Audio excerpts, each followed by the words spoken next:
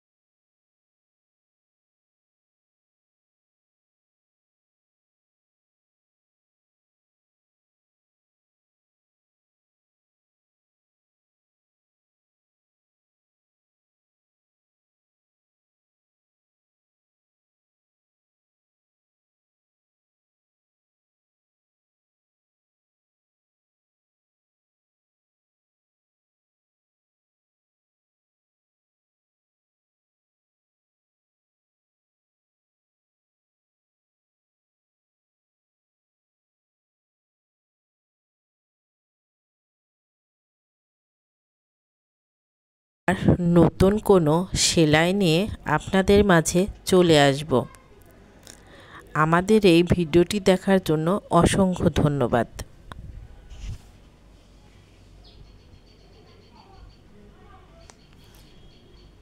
আসসালামু আলাইকুম।